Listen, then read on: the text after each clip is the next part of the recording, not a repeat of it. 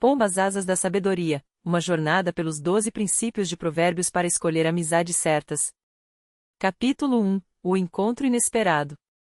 O sol da tarde pintava o céu de laranja sobre a pequena cidade de Belém das Águas, um lugar onde as pessoas ainda se cumprimentavam com sorrisos e onde as histórias eram passadas de geração em geração. Era ali que Daniel, um jovem de 22 anos, vivia com sua avó, Dona Ruth, uma mulher de cabelos prateados e olhos cheios de sabedoria bíblica. Daniel havia terminado recentemente a faculdade de administração e, embora fosse inteligente e trabalhador, sentia um vazio em seu coração. Não por falta de sonhos, ele queria abrir um centro comunitário para jovens carecentes, mas por não ter ao seu lado pessoas que verdadeiramente o compreendessem.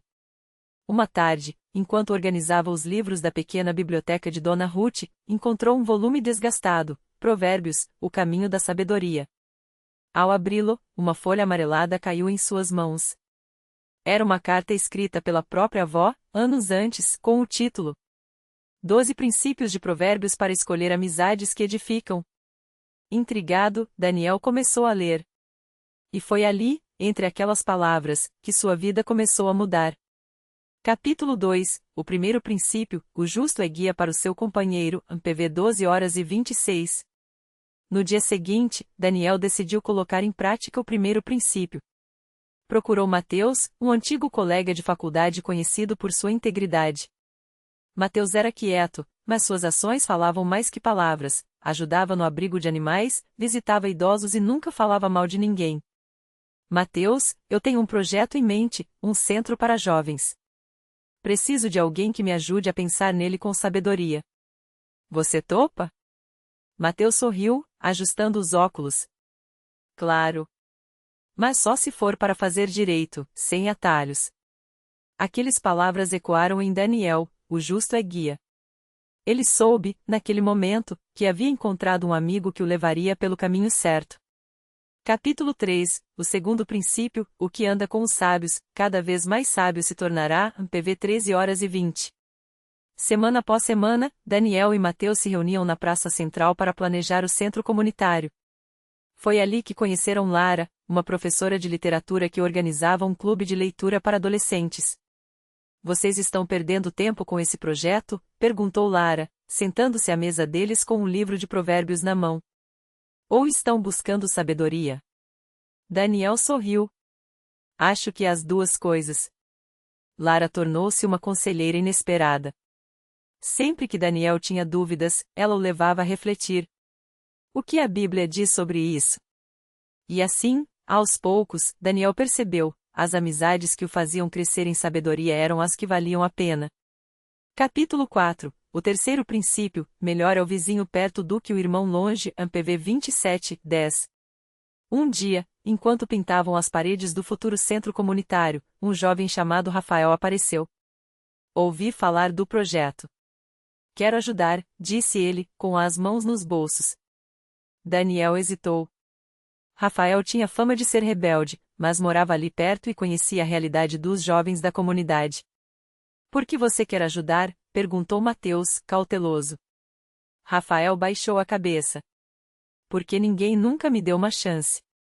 Quero que esses garotos tenham o que eu não tive. Daniel lembrou do princípio, melhor é o vizinho perto. Às vezes, a amizade verdadeira estava onde menos se esperava. Capítulo 5 O quarto princípio, o homem violento atraiu seu próximo e o leva por caminho não bom, PV 16h29. Nem todas as amizades, porém, eram benéficas. Carlos, um antigo amigo de infância, reapareceu na vida de Daniel com promessas de dinheiro fácil. Vem comigo, Daniel. Conheço um esquema que vai te deixar rico em meses. Daniel sentiu um aperto no peito. Lembrou das palavras de Dona Ruth. Foge daqueles que te arrastam para o mal, mesmo que sejam antigos amigos. Com coragem, ele disse. Carlos, eu não posso. Minha vida tem outro propósito. Carlos riu, mas nunca mais voltou. Daniel soube que havia feito a escolha certa. Capítulo 6 O quinto princípio, o que encobre as suas transgressões nunca prosperará, PV 28:13. Uma noite, enquanto revisavam as contas do projeto, Mateus confessou algo difícil.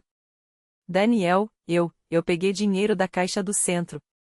foi só uma vez, mas não consigo dormir em paz. Daniel ficou em silêncio por um momento. Poderia ter ficado magoado, mas lembrou: um amigo verdadeiro não esconde seus erros, e um amigo sábio não o condena, mas o ajuda a se levantar. Vamos devolver juntos amanhã. E da próxima vez, me fala antes de fazer algo assim. Mateus chorou aliviado. Aquela amizade se fortaleceu na honestidade. Capítulo 7. O sexto princípio: como ferro com ferro se afia, assim o homem afia o seu companheiro. AMPV 27:17. Com o centro quase pronto, Daniel começou a se sentir sobrecarregado. Foi então que Lara o desafiou. Você está liderando esse projeto, mas está se esquecendo de si mesmo. Quando foi a última vez que leu algo que não fosse sobre trabalho? Daniel percebeu: um amigo de verdade não só apoia, como também te desafia a ser melhor. Começou a separar tempo para estudar a Bíblia e se exercitar. E, surpreendentemente, o projeto fluiu melhor. Capítulo 8. O sétimo princípio: o que muito fala, revela sua insensatez. AMPV 10:19. Juliana, uma voluntária nova, era simpática, mas falava sem parar, muitas vezes de forma negativa. Esse projeto nunca vai dar certo. O governo não ajuda. As pessoas são egoístas.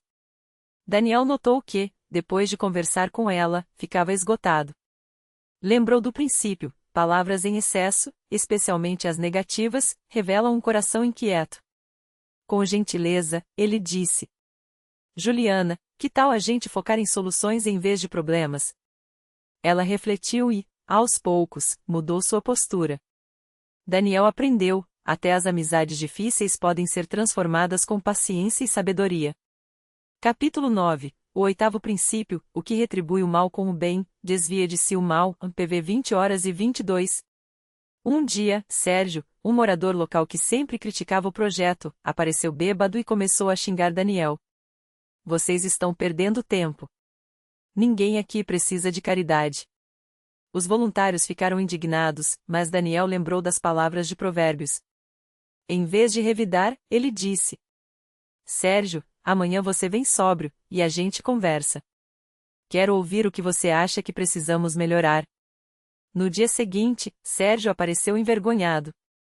E, para surpresa de todos, tornou-se um dos maiores apoiadores do centro. Capítulo 10. O nono princípio: o coração alegre é bom remédio. AMPV 17:22. Ana, a cozinheira do centro, era uma mulher de riso fácil. Sempre que Daniel estava estressado, ela aparecia com um café e uma piada. Daniel, você está com essa cara de quem engoliu um limão sem açúcar. Ele ria, e o peso parecia aliviar. Percebeu que as amizades que trazem alegreza genuína são bálsamo para a alma. Capítulo 11. O décimo princípio: o amigo ama em todos os momentos. AMPV 17:17. Quando Dona Ruth adoeceu, Daniel se ausentou do projeto por semanas. Para sua surpresa, Mateus, Lara e Rafael se revezaram para cuidar dela, enquanto Ana levava comida todos os dias. Amigo não é só para os momentos bons, disse Mateus, colocando a mão em seu ombro. Daniel entendeu: a amizade verdadeira se prova na adversidade. Capítulo 12. O 11º e 12º princípios: o homem que tem muitos amigos sai perdendo, mas existe amigo mais achegado que um irmão. AMPV 18:24. As feridas feitas por um amigo podem ser confiáveis. AMPV 27:6. Com o tempo, Daniel percebeu que não precisava de centenas de amigos, mas de alguns poucos que fossem como família. Até Rafael, que já havia sido um desafio, se tornou um irmão. Um dia, ele disse: Daniel, você me salvou. Não só com esse projeto, mas me mostrando que eu podia ser melhor. E quando Daniel cometeu um erro, ao contratar um funcionário sem consultar a equipe, foi Lara quem, com amor, o confrontou. Você está agindo como se não precisasse de nós. Isso fere a confiança. Daniel aceitou a correção. Um amigo de verdade não teme ferir para curar. Epílogo: o Centro das Asas Abertas. Um ano depois, o Centro Comunitário Asas da Sabedoria foi inaugurado. Não era um lugar perfeito, mas era cheio de amor, propósito e amizades verdadeiras. Na cerimônia, Dona Ruth, já recuperada, segurou a mão de Daniel e disse: você aprendeu, meu neto. As amizades certas não são aquelas que te elogiam, mas as que te fazem voar mais alto, mesmo que, às vezes, tenham que te empurrar para fora do ninho. Daniel olhou para Mateus, Lara, Rafael, Ana e todos os outros que haviam se tornado sua família. Sorriu. Porque a sabedoria de Provérbios não era apenas para ser lida, era para ser vivida. Pomba fim. Moral da história. As amizades que edificam são aquelas que 1. Te guiam com justiça, PV 12 horas e 26. 2. Te tornam mais sábio, PV 13 horas e 20. 3. Estão perto quando você precisa, PV 27 e 10. 4. Não te arrastam para o mal, PV 16 horas e 29. 5. São honestas contigo, PV 28, 13. 6. Te desafiam a crescer, PV 27, 17. 7. Falam com prudência, PV 10 horas e 19. 8. Retribuem o mal com o bem, PV 20 horas e 22. 9. Trazem alegria, PV 17 horas e 22. 10. Amam em todos os momentos, PV 17 horas e 17. 11. São poucos, mas profundos, PV 18 horas e 24. 12. Te corrigem com amor, PV 27 e 6. O homem que anda com sábio será sábio, mas o companheiro dos insensatos se tornará mau. Provérbios 13 horas e 20. O vento soprava suave sobre os campos de girassóis que cercavam a pequena casa de madeira, onde agora a vida fluía em ritmos novos. Os anos haviam passado desde aquele dia em que as escolhas difíceis foram feitas, e o tempo, como um oleiro paciente, moldara cada um deles de maneiras que só a providência poderia ter desenhado. Lara, com seus cabelos agora riscados de prata, sentava-se na varanda, as mãos envoltas em torno de uma xícara de chá de camomila. Ao seu lado, Rafael folheava um velho livro de couro, suas anotações nas margens contando histórias de lutas e vitórias. Ana, que outrora fora a mais inquietante do grupo, agora dirigia uma escola para crianças da região, onde ensinava não apenas letras e números, mas também os princípios que haviam salvado sua própria vida. Seus alunos a chamavam de Tia Ana, e ela respondia com um sorriso que carregava a doçura de quem finalmente encontrou seu lugar. Os ateus do grupo, aqueles que outrora desafiavam cada palavra sobre fé, haviam se tornado os mais ardentes defensores de uma verdade que não precisava de altares para ser real. Marcos, o mais cético de todos, agora escrevia sobre ética e propósito, seus artigos lidos por milhares que, como ele, buscavam respostas além do vazio.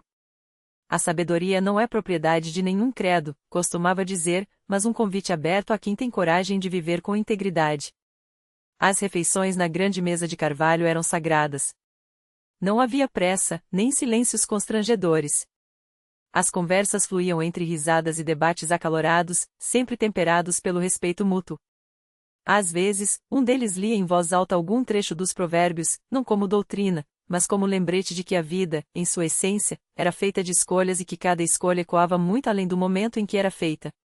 Certa tarde, enquanto o sol se punha em tons de lâmpada, pintando o céu de dourado e púrpura, Lara olhou para os rostos ao seu redor e sentiu o peso suave da gratidão.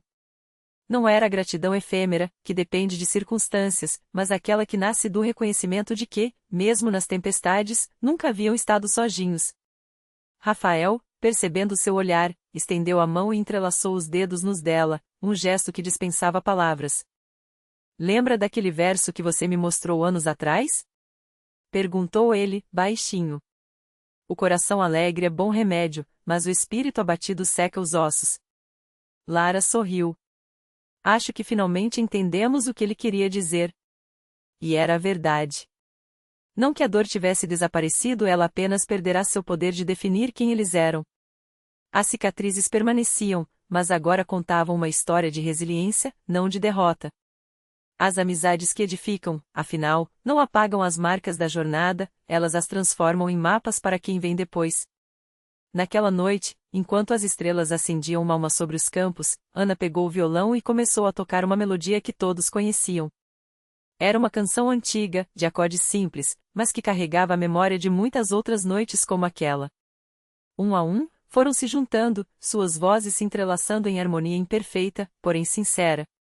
Até os mais tímidos como Tiago, que chegará ao grupo anos depois, carregando suas próprias feridas, se permitiram cantar. Porque ali, naquela casa simples, entre pessoas que escolheram se amar além das diferenças, a sabedoria de Provérbios não era apenas uma coleção de versos.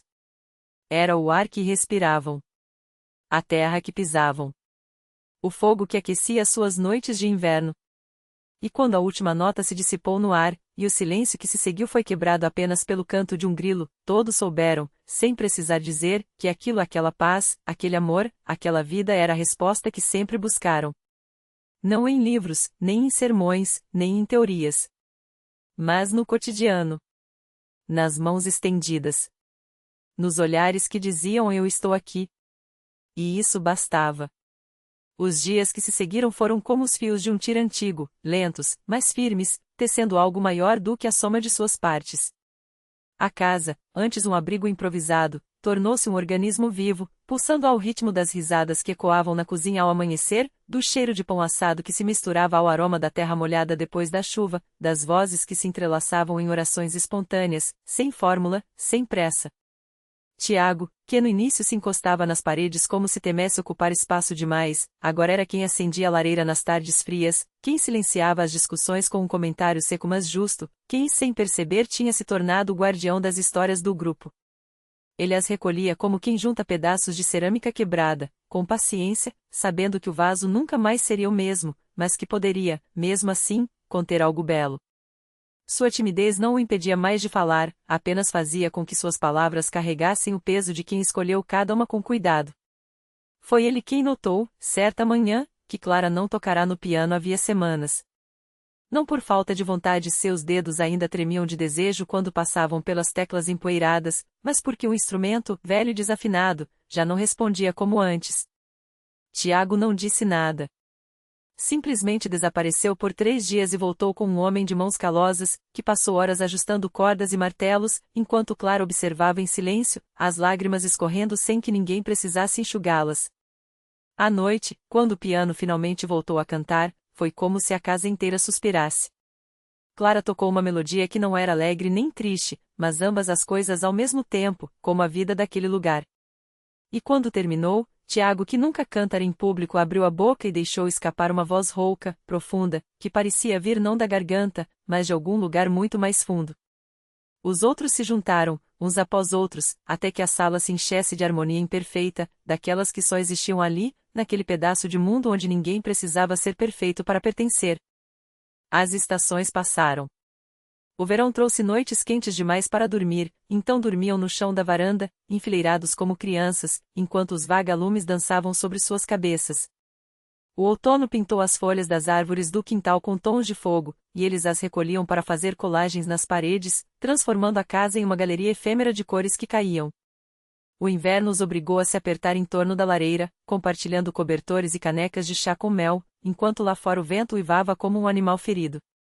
E a primavera os pegou de surpresa, como sempre, com brotos verdes rompendo a terra dura e a certeza renovada de que, contra todas as probabilidades, eles ainda estavam ali. Ainda juntos.